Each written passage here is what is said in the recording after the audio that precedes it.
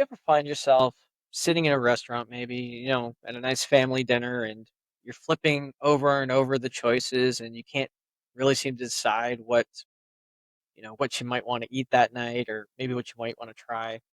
Or maybe you've been sitting in your business and you've been trying to decide which, website host to go with for the last 3 weeks. Decisions, right?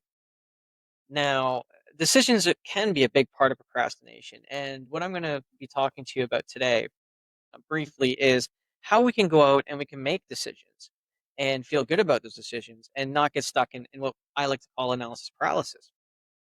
So let's dive right into it. So the first thing or the first rule that you can have is what I call the 2 minute rule or the default rule. And essentially this rule is based around how long the decision is going to have an impact on your life.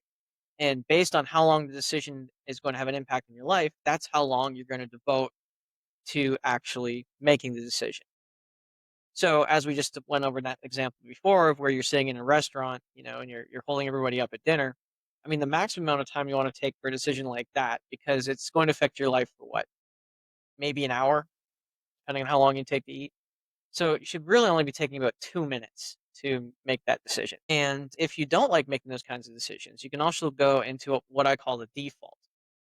Now, the default is just, I know I like vanilla, or I know I like chocolate, or I know that a certain restaurant does certain foods, really well.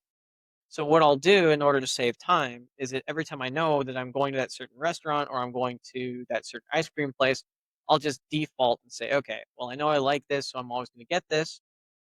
And therefore, I don't have to spend any time or energy devoted to actually deciding what I want when I get there.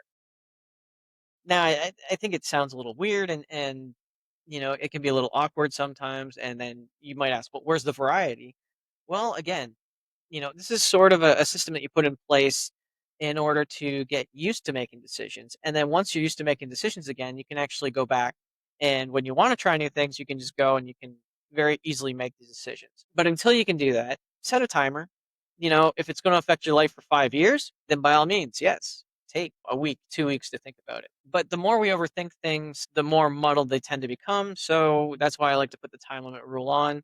And if nothing else, a quick fix is always the default rule. Now, the next part I want to talk to you about is how we anchor in the confidence.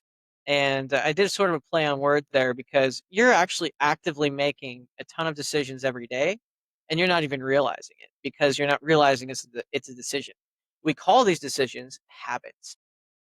Now, some of these habits are very good for us, some of these habits are not so good for us. But if we can sort of hack our brain just for a second as we're making those decisions, we can actually anchor in the confidence. And over time, this will actually build in the message to your brain that you are good and adept at making decisions which are good for you and lead to good outcomes. Now, again, and bear with me here because this is going to sound a little bit weird, but one of the things that I like to do when I get up in the morning is, and most of us brush our teeth in the morning, right? So I'll swing my feet out of bed and I'll just very quickly say, I know I'm going to brush my teeth anyway, but I'll rephrase it as a question again. Am I going to brush my teeth? And I say yes, as I'm going to the bathroom to go ahead and brush my teeth. So what does that do?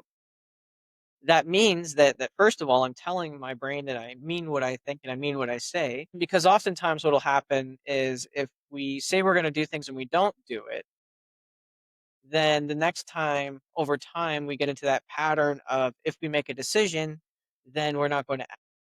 And the brain knows this, so when a decision comes up, it'll just default into not making a decision because that's what it's comfortable doing is not making a decision. So that's why if we can anchor in to what you've already got built, you can build a lot of confidence fairly quickly and you can get to making other decisions that have nothing to do with your daily routine. And again, this is going to feel weird at first, but I guarantee if you stick with it for, 2 to 3 weeks, you're going to see a marked difference when you're faced with a decision. And again, it's those simple things. Am I going to get up when you open your eyes? Well, of course you're going to get up, but ask yourself and say, yes, I'm going to get up. Am I going to brush my teeth? Yes, I'm going to brush my teeth. Am I going to eat breakfast? Yes, I'm going to eat breakfast. Am I going to have coffee for breakfast? Yes, I'm going to have coffee. And you slip a few no's in there too, like things that you're not going to do anyway. Am I going to eat chocolate sauce on my toast? Well, okay, Nutella, but it's a bad example. am I going to stub my toe on purpose when I walk out the door today? You can say no. And then there you go. You walk out the door, you don't stub your toe, and therefore you've made a good decision, and your mind will lock that away and keep it for another rainy day. Now we have talked about the 2-minute rule or the default, and we've talked about anchor confidence. I want to talk to you about a quick, simple one that is going around social media now, and it is very useful actually for making decisions. If you start to overthink decisions, and it's pretty good for a pinch.